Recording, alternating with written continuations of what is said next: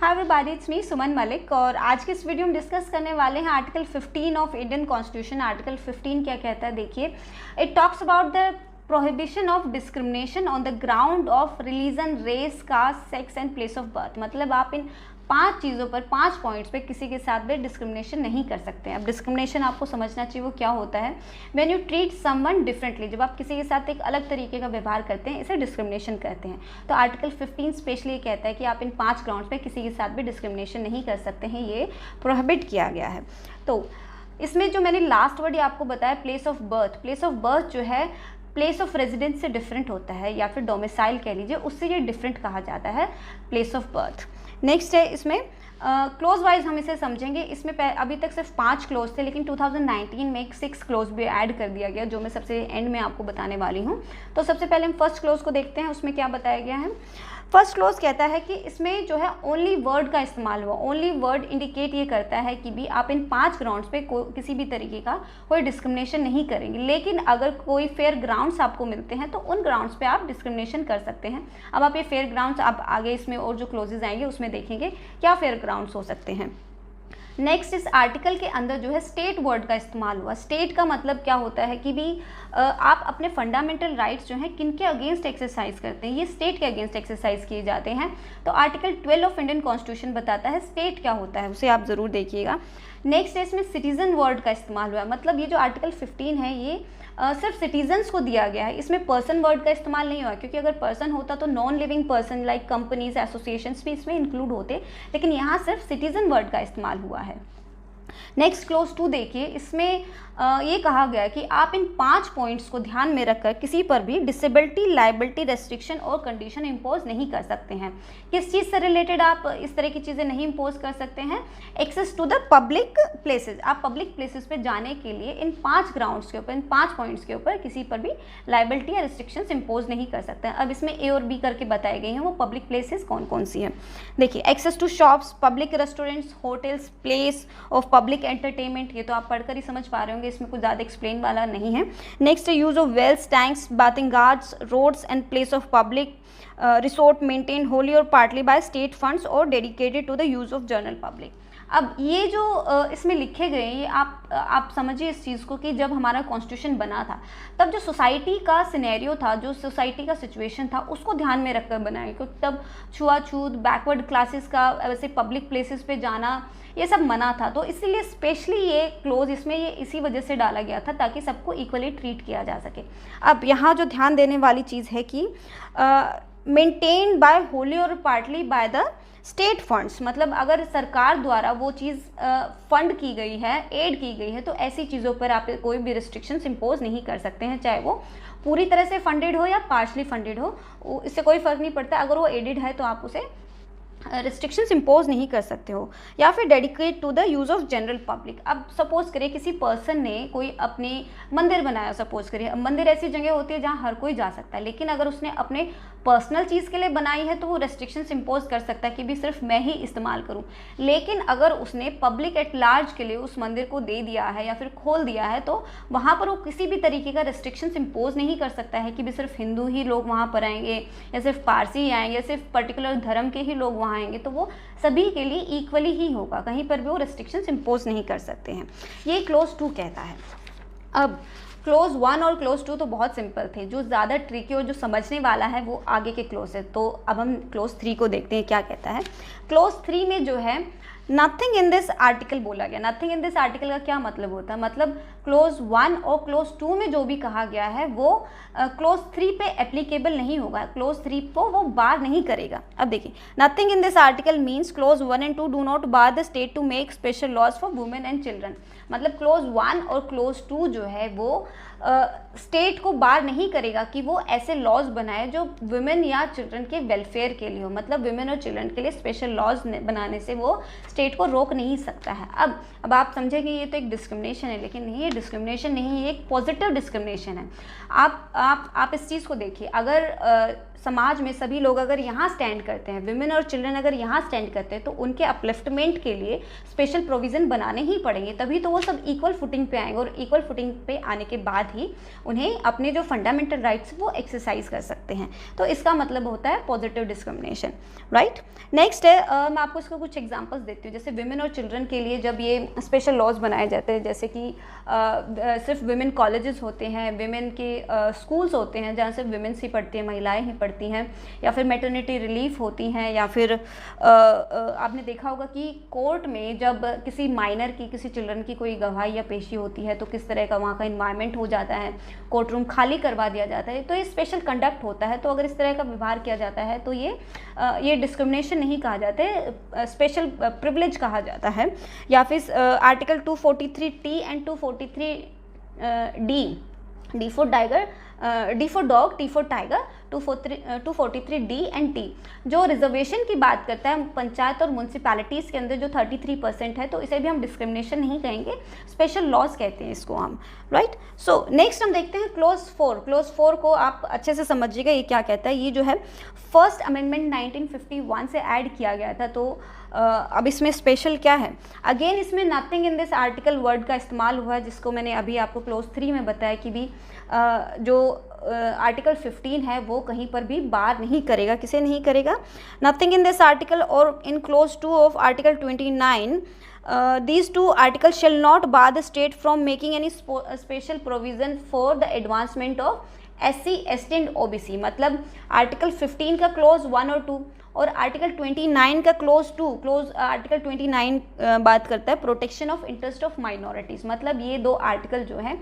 State को बार नहीं करेंगे इस तरह के लॉज बनाने के लिए for the advancement of SC, ST and OBC। इन तीन कैटेगरीज के लोगों के लिए अगर कोई स्पेशल लॉज बनाए जाते हैं तो उसको डिस्क्रिमिनेशन नहीं कहा जाएगा, स्टेट को राइट है कि वो इस तरह के लॉज बनाए।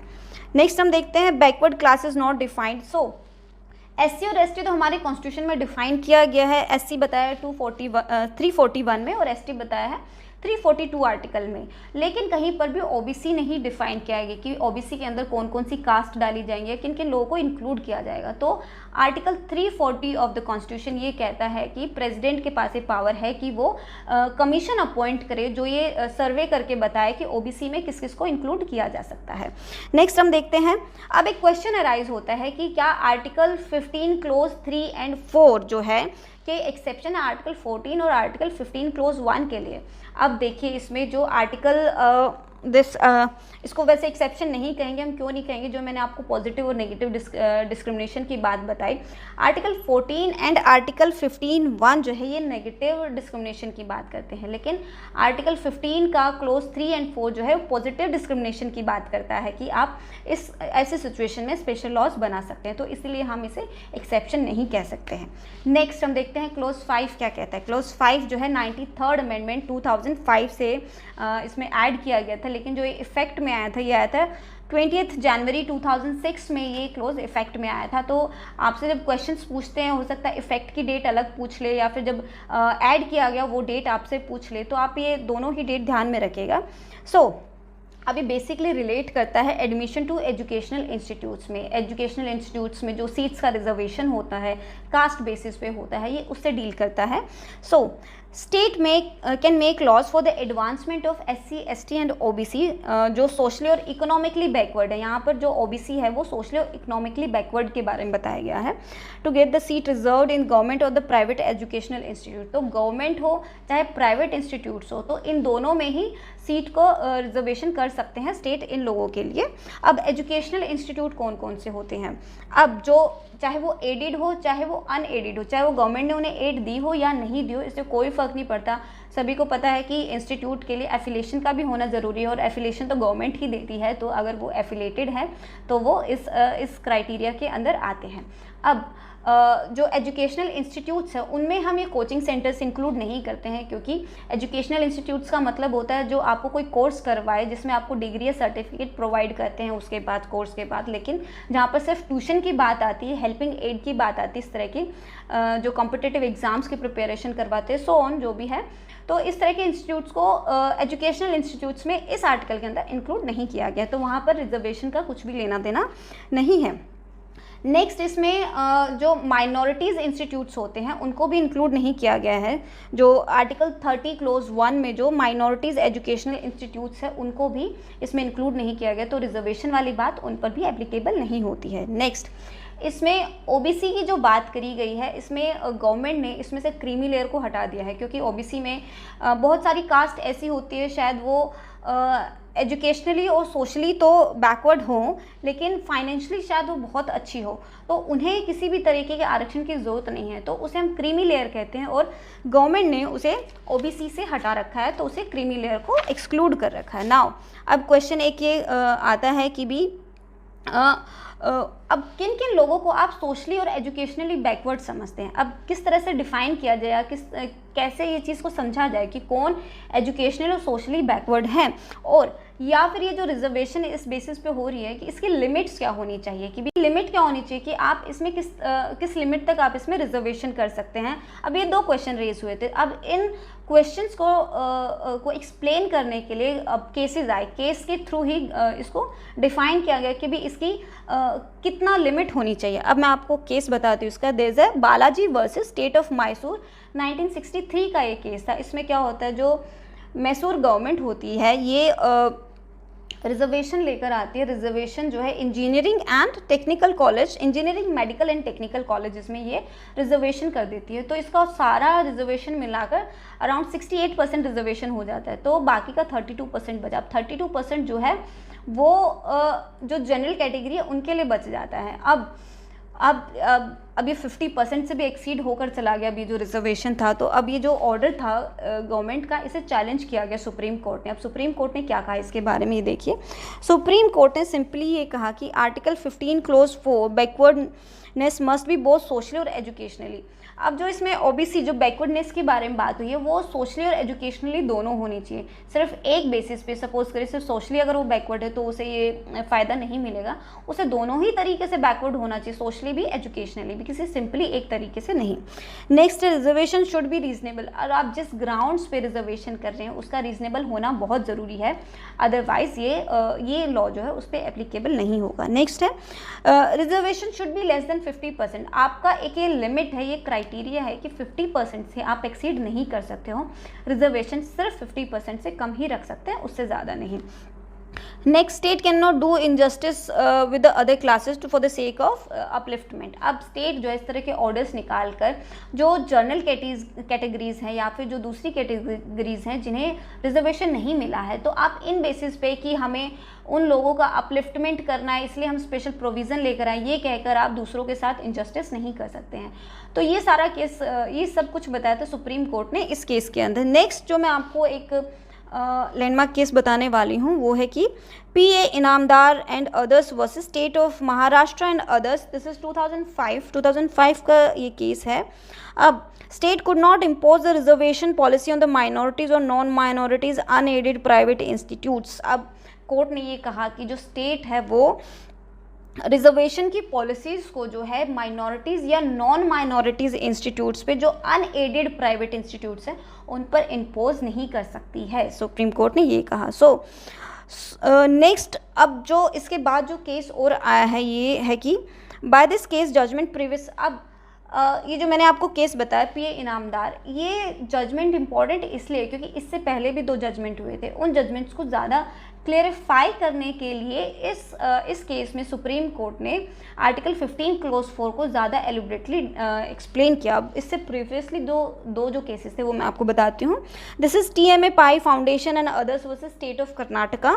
Next is Islamic academy of education and others versus state of Karnataka and others. तो इन 2 केसेस को ज़्यादा, इनके जजमेंट को ज़्यादा डिफाइन किया था इसमें PA इनामदार केस में।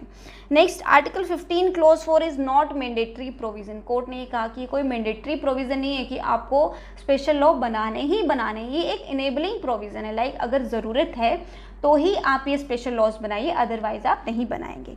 नेक्स्ट, अब बाद में क्या हुआ, अब गवर्नमेंट ने सुप्रीम कोर्ट के इस जजमेंट को नलिफाई करने के लिए एक अमेंडमेंट लेकर आई। अमेंडमेंट क्या था? दिस इज़ 93rd अमेंडमेंट 2005, जिसने क्लोज 5 को ऐड किया था आर्टिकल 15 के अंदर।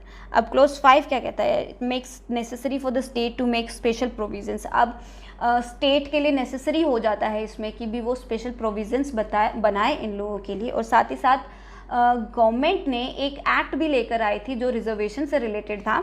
उस एक्ट का नाम है सेंट्रल एजुकेशनल इंस्टीट्यूशन रिजर्वेशन इन एडमिशन एक्ट 2006। अब इसकी स्पेशलिटी क्या है? इसने ओबीसी के लिए 27% रिजर्वेशन किया था इस एक्ट के द्वारा। अब इस 93rd अमेंडमेंट को और इस एक्ट को चैलेंज किया गया था। जिस केस में चैलेंज किया था उसका नाम है Ashok Kumar Thakur versus union of India. ये 2008 का केस है। अब इसके सिर्फ मैं जो इम्पोर्टेंट जो क्रक्स है वो सिर्फ वही बताने वाली हूँ आपको। इसमें कोर्ट ने 93rd अमेंडमेंट को अपहेल्ड किया था, उसको वैलिड कहा था, साथ ही साथ एक्ट को भी अपहेल्ड किया था, वैलिड किया था, इन दोनों को ही वैलिड बताया था। तो इसमें कोर्ट ने ये कहा कि 93rd अमेंडमेंट जो है वो कहीं पर भी बेसिक स्ट्रक्चर ऑफ कॉन्स्टिट्यूशन को वॉयलेट नहीं करता है और 27% of reservation for the OBC is not illegal and the caste is not the only criteria to determine the backwardness. Again वही जैसे पी एन आमदार में कहा था कि कास्ट जो सोशली और एजुकेशनली उसमें बात की थी, इसमें कहा था कि कास्ट जो है ओनली क्राइटेरिया नहीं हो सकता है किसी की बैकवर्डनेस को टेस्ट करने के लिए। So it exclude the creamy layer from the OBC Kota. Yes, इसमें क्रीमी लेयर को एक्सक्लूड कर दिया था कोटे में से, ओबीसी में से।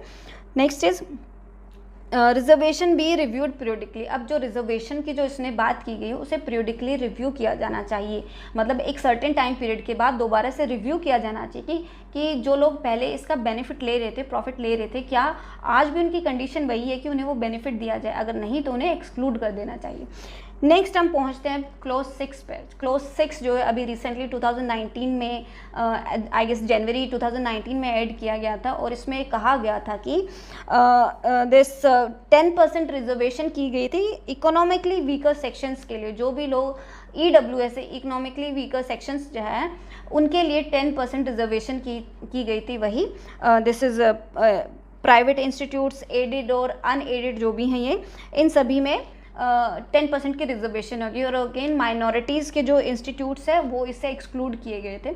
अब इसके अमेंडमेंट का नाम है 124th अमेंडमेंट एक्ट है 2019 का, जिसमें क्लोज ऐड किया था क्लोज 6 इन आर्टिकल 15 और एक क्लोज 6 जो आर्टिकल 16 में भी ऐड किया था इस अमेंडमेंट के थ्रू।